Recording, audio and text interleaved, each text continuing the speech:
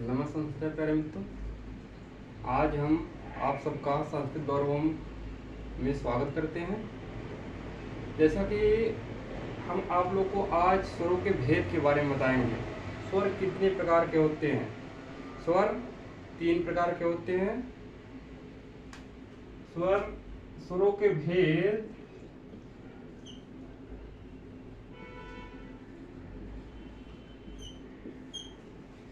भेद स्वर कितने प्रकार के होते हैं? स्वर 3 प्रकार के होते हैं।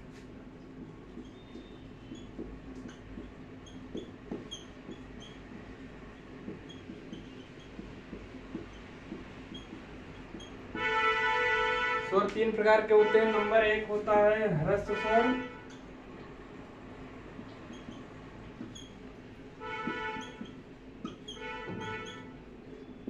और नंबर 2 होता है दीर्घ स्वर।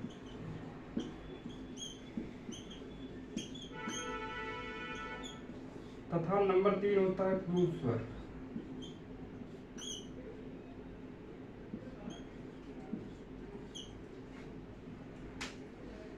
स्वर 3 प्रकार के होते हैं। एक होता है ह्रस्व स्वर, नंबर 1, नंबर 2 होता है दीर्घ स्वर, नंबर 3 होता है प्लूत स्वर।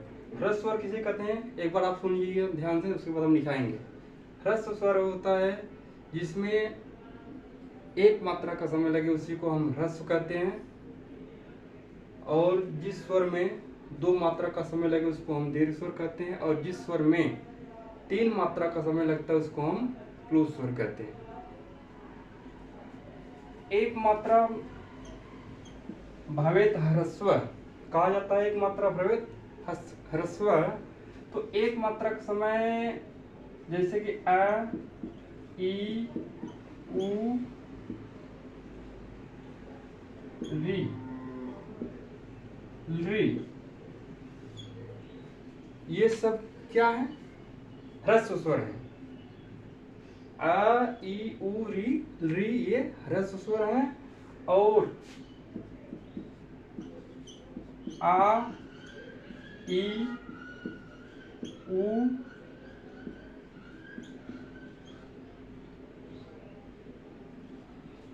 री, ए, ओ, आए,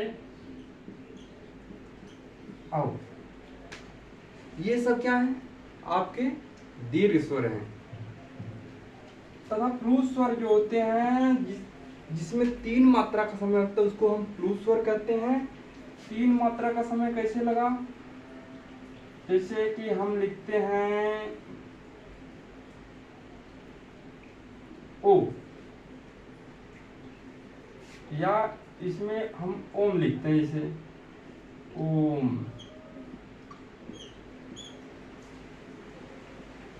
ना। इसमें क्या है? 3 मात्रा का समय होता है। प्लूत को हम 3 से क्या करते हैं? अंकित करते हैं। 3 से हम अंकित करते हैं। 3 से हम क्या करते हैं? इसको हम दर्शाते हैं। प्लूत स्वरों का सबसे पहले प्रयोग जो है वेदों में किया गया था। प्लूत स्वरों का सबसे पहले प्रयोग वेदों में किया गया था।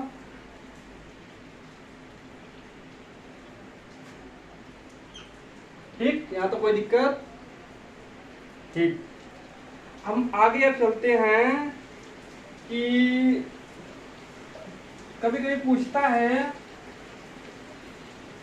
कि आ, ई, उ, री ना, इसके कितने कितने भेद होते हैं?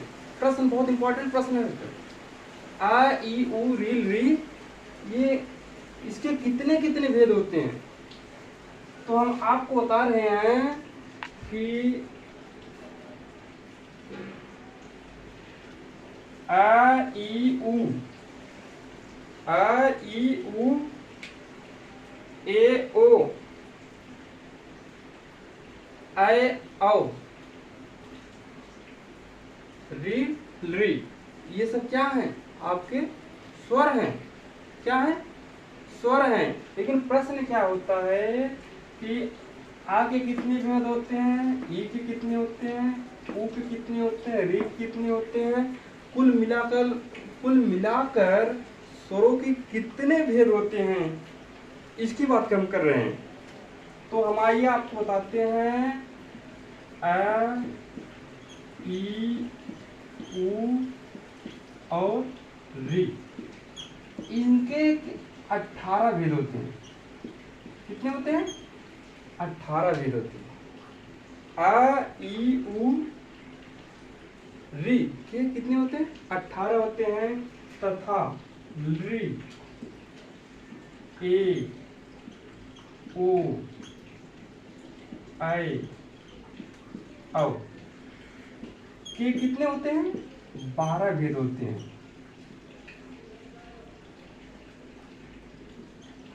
12 भेद होते हैं। आ के 18 भेद होते हैं। ई के भी 18 होते हैं। आ, ई, उ, री के 18 भेद होते हैं। री, ए, ओ, आई, औ के 12 भेद होते हैं। कुल मिलाकर अगर पूछा जाए कि प्रश्न यही पूछता है री वर्णों के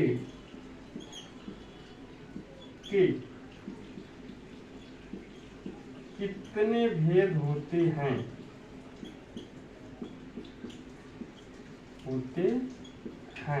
तो हम आइए इसको हम काउंट करते हैं।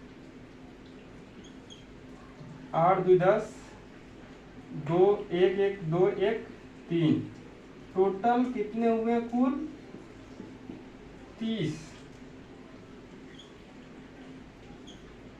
तो री के कुल कितने भेद होते हैं? 30 भेद होते हैं। कोई दिक्कत? अब हम आगे चलते हैं।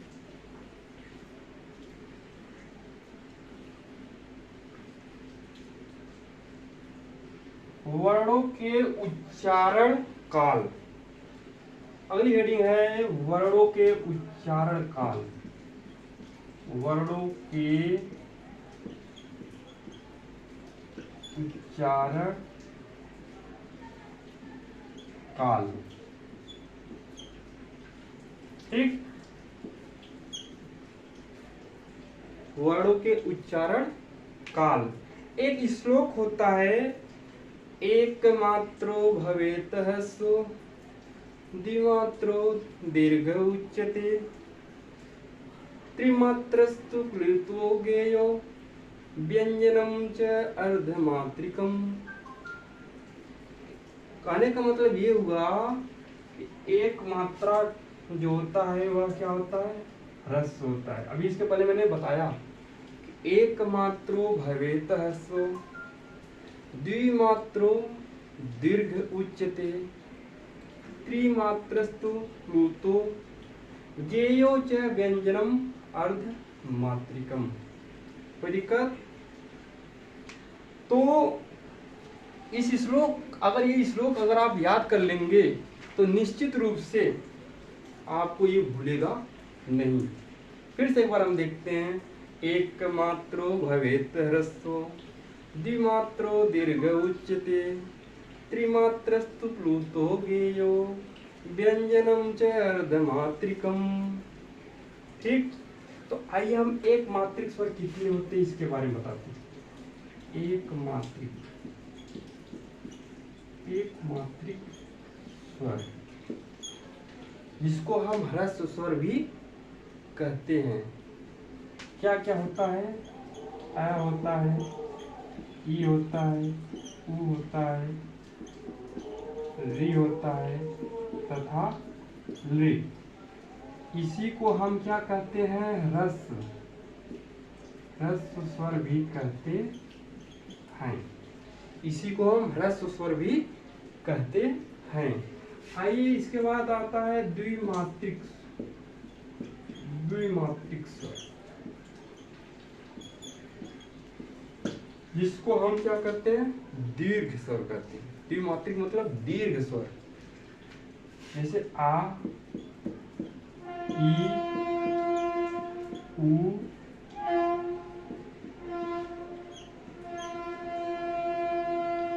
री, ए,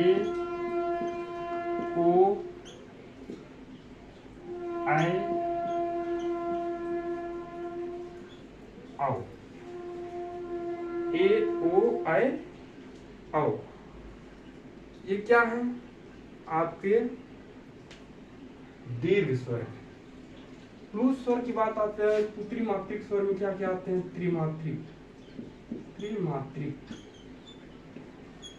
त्रिमात्रिक स्वर। त्रिमात्रिक स्वर जो होता है जिसको हम आप क्या कहते हैं? प्लूत कहते हैं। क्या कहते हैं? प्लूत कहते हैं। जैसे आ लिखा रहता है, इसके बगल में ऐसे तीन की तरह बनाते हैं, ईट रहता है, यहाँ पर भी हम तीन का निशान लगाते हैं, ऊ रहता है ना, इसमें भी हम क्या करते हैं? तीन का निशान करते हैं ऐसे आदि है।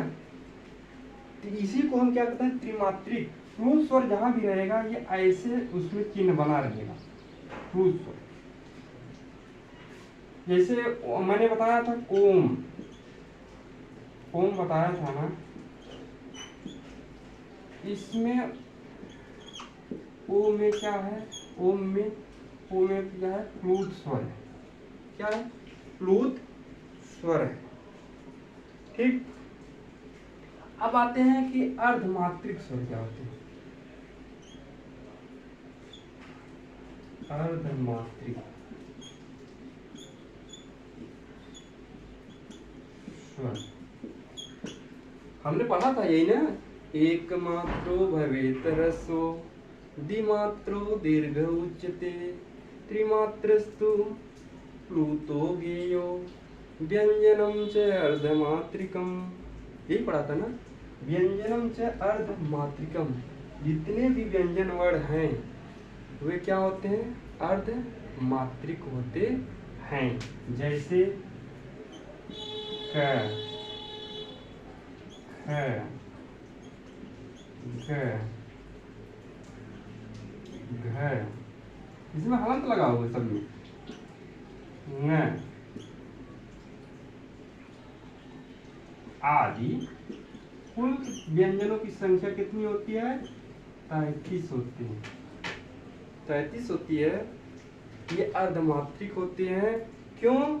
क्योंकि ये बिना स्वर के उच्चरित नहीं होते हैं। जो किसी दूसरे वर्ण की सहायता से अर्थात स्वर के बिना उच्चरित न हो उसी को हम क्या कहते हैं? व्यंजन कहते हैं।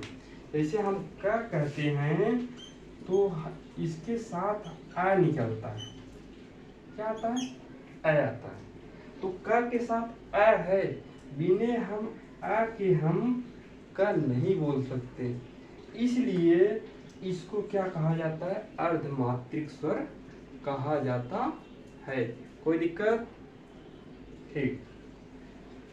जानते हैं इसे फिर खा भी करते हैं, तो खा अगर हम निकालते हैं, अगर इसको तोड़ करके इसमें भी आ छिपा रहता है, हलंत लगाया आ बाहर निकाल लिया, तो ये भी जो है व्यंजन है, क्योंकि ये भी अर्धमात्रिक है, बिना स्वर के ये भी उच्चरित नहीं होते हैं। अर्थात ऐसे वर्ण जो स्वर के बिना उच्चरित नहीं होते हैं उन्हीं को हम व्यंजन वर्ण कहते हैं।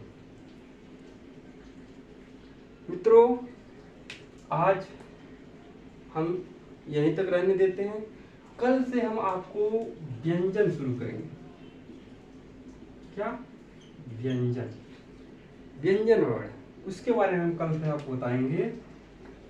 अगर आपको वीडियो पसंद आया हो तो अवश्य लाइक करें, मित्रों के पास शेयर करें और सब्सक्राइब करें तथा बेल आइकन दबाना ना भूलें, जिससे कि हम आपको प्रतिदिन नए नए वीडियो प्रोवाइड करते रहें जो आपके शिक्षण कार्य में बहुत ही उपयोगी साबित होने वाला है। नमस्कार।